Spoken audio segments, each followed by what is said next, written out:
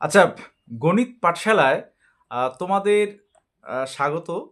তো প্রথমেই তোমরা যারা মাধ্যমিক দিচ্ছ, তোমাদের ম্যাথ এক্সাম এর পরে আছে। তো ম্যাথ রিলেটেড কিছু বিষয়, হ্যাঁ, অর্থাৎ তোমাদের এমন অনেক ক্যান্ডিডেট আছে তোমাদের মধ্যে যে যারা অঙ্কে 90+ তুলতে চাও, অর্থাৎ 100-এ অনেকে পেয়ে থাকে এবং ভালো রেজাল্ট যেটাকে বলা হয়। আর কিছু কিছু ক্যান্ডিডেট মোটামুটি এভারেজ তোমরা আছো। আর কিছু আছে ক্যান্ডিডেট যাদের শুধুমাত্র মোট কথা পাশ করলেই মোট কথা খুশি। তো আমি প্রত্যেকের জন্য আজকে কিছু গুরুত্বপূর্ণ বিষয় উল্লেখ করব। বিশেষ করে তোমরা তোমাদের যাদের অঙ্কের ভীতি আছে বা অঙ্কটা আদৌ পাশ করতে পারবো কি না, কীরকম কোশ্চেন আসবে বা কিভাবে পাশ করা যেতে পারে, তার কিছু ট্রিক্স আজকে এই ভিডিওর মাধ্যমে তোমাদের আমি দিচ্ছি।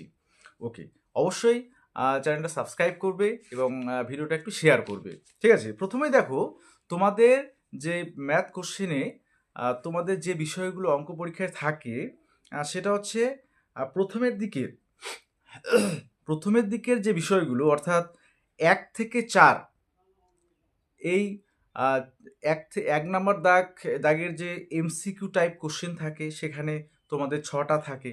ঠিক আছে, তারপরে 2 নম্বর দাগের শূন্যস্থান পূরণ, 3 নম্বর দাগ হচ্ছে সত্য মিথ্যা, আর 4 নম্বর দাগে তোমাদের হচ্ছে যে কোনো 10টি কোশ্চেনের আনসার দিতে হয়, সেটা 2 নম্বরের।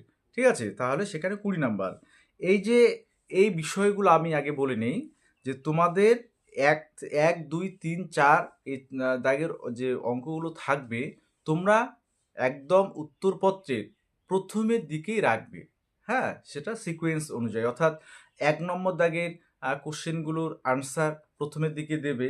আমি জাস্ট যদি একটা এক্সাম্পল দেই, অর্থাৎ তোমাদের যে মোট কথা পেজটা থাকে উত্তরপত্রটা, তো উত্তরপত্রে দেখো এই যে এটা যদি প্রথমে পেজটা হয়, অর্থাৎ তোমাদের ফ্রন্ট পেজটা, এই ফ্রন্ট পেজটা বাদ দিয়ে, হ্যাঁ, এই যে ফ্রন্ট পেজ এটা বাদ দিয়ে তারপরে যে পেজটা থাকছে, তো সেই পেজে আমি মোট কথা 1-এর দাগের যে এমসিকিউ 6টা থাকে, তো সেই এমসিকিউগুলো 1-এর দাগে করব। এবার কিভাবে করব সেটার যেমন কিছু ট্রিক্স থাকে, তোমরা যারা ভালো অঙ্কে মার্কস তুলতে চাও তোমাদের ক্ষেত্রেও জরুরি।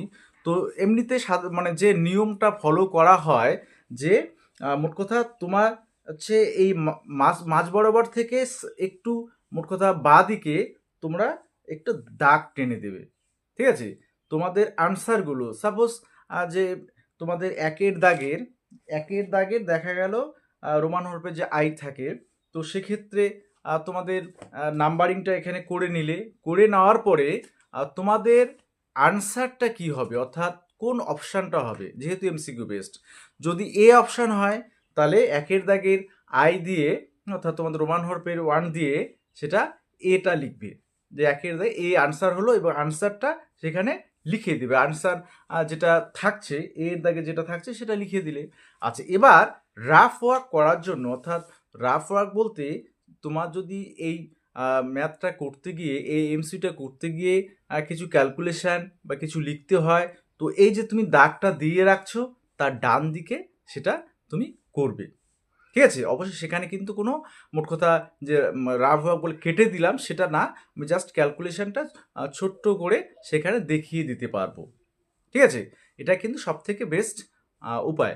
ঠিক আছে, এ, তাহলে মানে সেখানে এক্সামিনার যারা থাকছেন তো ওনারাও বুঝতে পারবেন যে সে অঙ্কটা মানে কিভাবে করলো, সেটা পাশে দেখিয়ে দিয়েছে ছোট করে। ঠিক আছে, এলাবোরেটলি দেখানোর দরকার নেই। আর যারা মোট কথা কোশ্চেন মোট কথা সেই বিষয়গুলোতে যাবে না, সেখানে মোট কথা দেখানোর কোনো ব্যাপার থাকবে না তাদের, অবশ্যই তোমরা যে কোশ্চেনের দাগ নাম্বার দিয়ে তোমরা আনসারটা শুধু লিখলেই হবে, এবং প্রত্যেকটা 6টা কোশ্চেনেই তোমাদের কিন্তু সেখানে আনসার করতে হবে, এবং অবশ্যই প্রত্যেকেই তোমরা 6টাই করবে। হ্যাঁ, যারা তোমরা শুধুমাত্র পাস মার্ক তোমাদের দরকার আছে, তোমাদের অবশ্যই 6টাই করতে হবে। আচ্ছা, 2-এর দাগের তোমাদের আছে দেখো যে কোনো 5টি শূন্যস্থান, তো 5টি বলেছে, ঠিক আছে। তো সেক্ষেত্রে আমরা কিন্তু মোট কথা 6টা থাকে, 6টার মধ্যে 5টা দিতে হয়, তো সেক্ষেত্রে 6টা তুমি দিয়ে রাখতে পারো। ঠিক আছে, আর যদি 5টা কনফার্ম জানো তাহলে 5টা দিলেই হয়ে যাচ্ছে। এবার যেহেতু 5টা চেয়েছে, কিন্তু যদি তোমাদের মনে হয় যে না কোথাও একটা এটা সন্দেহ মনে হচ্ছে, তাহলে তুমি 6টায় শূন্যস্থান পূরণ দিতে পারবে। এবং শূন্যস্থান পূরণের ক্ষেত্রেও যে পূর্ণ বাক্যে সেটা লিখতে হয় সেটা কিন্তু এরকম নয়, যে সেখানে কিন্তু তোমাদের জাস্ট আনসারটা কোশ্চেনের নাম্বারিংটা ভালো মতো করে আনসারটা দিলেই তোমাদের কিন্তু সেখানেও নাম্বার দেয়া হয়। ঠিক আছে? আচ্ছা, এবারে 3-এর দাগ, মোট কথা এগুলো পর পর থাকবে। ঠিক আছে? যেটা পারবে না সেটা ওই জায়গাটা ফাঁকা থাকলো, এবং পরে যখন যদি মনে পড়ে তাহলে সেটা অবশ্যই তখন মোট কথা আয়ু সেই জায়গাটাতে লিখে নেবে। আচ্ছা, এবারে সত্য মিথ্যা আছে 3-এর দাগে। এবার 3-এর দাগে সত্য মিথ্যার ক্ষেত্রে মোট কথা তোমরা যারা ভালো স্কোর করবে তোমাদের তো সে বিষয়ে কিছু বলার নেই, সত্য মিথ্যা তোমরা দেখে লিখবে। আর যাদের ক্ষেত্রে পাস করার কোনো বিষয় থাকে, তোমরা যে সমস্ত সত্য মিথ্যার ক্ষেত্রে যে ট্রিক্সগুলো সাধারণত অবলম্বন করা হয় সেগুলো করতে পারো। ঠিক আছে? সেটা আমি বলছি না। ঠিক আছে? তো সেগুলো তোমরা মোট কথা অবলম্বন করতে পারো।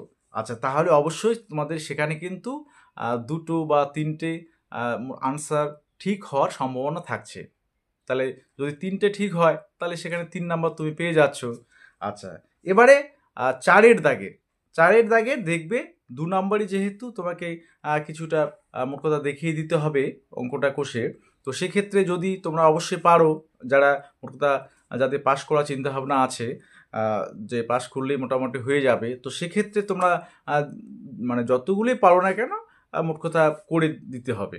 ঠিক আছে? জয়টাই পারো। দেখা গেল কেউ যদি 2টা করতে পারে 2টাই করবে। আচ্ছা, এরপরেই তোমরা 1, 2, 3, 4-এর দাগ শেষ হওয়ার পরেই তোমরা কিন্তু যারা তোমরা মোট কথা পাস করার চিন্তায় আছো, তোমাদের উপপাদ্য তোমরা কিন্তু তখন শুরু করে দেবে। উপপাদ্যটা কারণ 5 নাম্বার থাকে। এবার উপপাদ্যর মধ্যে তোমরা দেখবে যেমন 34টা এবার ইম্পর্টেন্ট আছে, তারপরে 32, 33, 32, 33, 34 বা 41 উপপাদ্য, এগুলো তোমাদের কিন্তু এবারে খুব ইম্পর্টেন্ট। ঠিক আছে? তো এগুলো দেখে নিলে, হ্যাঁ, বেশি দেখার আমার দরকার নেই। হ্যাঁ, যে একবারে 10-12টা যে দেখবো সেটাও নয়। এবং যারা অবশ্যই ভালো রেজাল্ট করতে চাও তোমাদের জন্য তো সবই মোট কথা টোটাল বিষয়গুলো তোমাদের থাকছে। এবার মোট কথা বাকি যারা আছে তাদের জন্য তো উপপাদ্য তোমাদের জন্য মাস্ট একদম সেটা করতেই হবে। আর উপপাদ্য অবশ্যই তোমরা কিন্তু পেন্সিল দিয়ে ছবিটা, উপপাদ্যের যে ছবিটা হয়, আর্টটা হয়, সেটা কিন্তু আঁকতে হবে। ঠিক আছে? এটা কিন্তু খুব ভাইটাল। এবং উপপাদ্যের মোট কথা আমি আগেও বলেছিলাম যে যদি ছবি না থাকে, বা ভুল ছবি তোমরা ভুল ডায়াগ্রাম আঁকো, তাহলে কিন্তু তোমাকে সেখানে কোনো নাম্বার দেয়া হবে না। তো এই বিষয়টা মাথায় রাখবে। প্রত্যেকটা উপপাদ্য যে কয়েকটাই তুমি মোট কথা শিখবে, বা মোট কথা যে কয়েকটাই পড়বে, সেটা কিন্তু অবশ্যই ছবিটা ভালো করে মনে রাখবে। ঠিক আছে? আচ্ছা, আর উপপাদ্য দেখো এগুলো তো মুখস্থ বিষয় থাকছে না, কিন্তু তোমাদের পাস করার ক্ষেত্রে তোমরা সে মুখস্থই করো আর যাই করো, হ্যাঁ, তোমাদের ডায়াগ্রামটা মনে রাখতে হবে। ঠিক আছে? সেই অনুযায়ী তোমাদের কিন্তু করতে হবে। আচ্ছা, এবার তোমাদের আছে এরপরেই তোমরা সম্পাদ্য যেমন আছে, সম্পাদ্যর ক্ষেত্রে তোমরা অবশ্যই যেমন এবারে পরিবৃত্ত বা স্পর্শক অঙ্কন, এগুলো কিন্তু তোমাদের মধ্যে পরিবৃত্ত বা স্পর্শক অঙ্কনের মধ্যে দুটোর মধ্যে থাকার সম্ভাবনা সব থেকে বেশি। তো সেগুলো করলে সেখানে 5 নাম্বার পাবে। এবার যদি কেউ দেখা গেল পরিবৃত্ত আসলো, তো সেক্ষেত্রে তুমি দেখা গেল বা টোটালটা করতে পারছো না, তো তাহলে অবশ্যই অ্যাটলিস্ট তোমরা হচ্ছে যে ত্রিভুজটা আঁকতে বলবে সেই ত্রিভুজটা আঁকবে এবং নাম সহ সেখানে নামগুলো দিয়ে রাখবে। ঠিক আছে?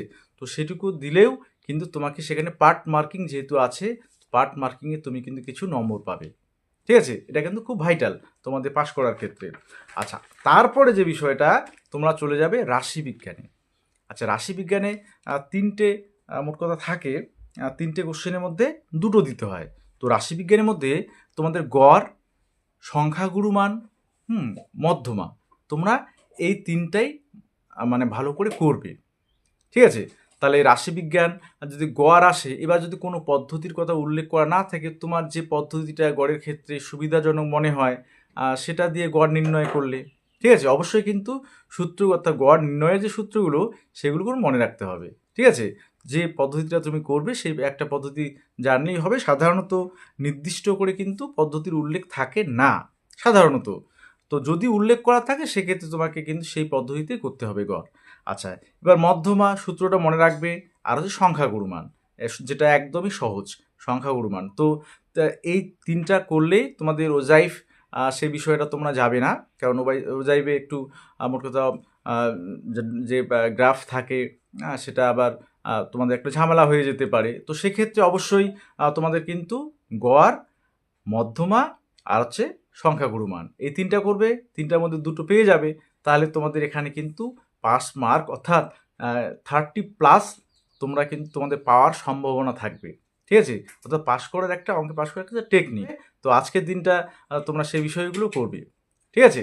তো এগুলো আছে, যারা ভালো রেজাল্ট করতে চাও অঙ্কে, অবশ্যই তোমাদের প্রত্যেকটা বিষয়ে ভালো করতে হবে। অর্থাৎ প্রত্যেকটা চ্যাপ্টার থেকে শুরু করে প্রত্যেকটা টোটাল বই যাকে বলে তোমাদের কিন্তু ভালো রাখতে হবে, ভালো করে প্র্যাকটিস রাখতে হবে। এবং অবশ্যই যেগুলো অন্যান্য বিষয় থাকছে যারা করতে পারবে, অন্যান্য যে কোশ্চেন দাগগুলো আছে, যেমন সমাধান যদি 1 নম্বর চ্যাপ্টারের তোমাদের থাকে, সমাধান যদি করতে পারো করবে।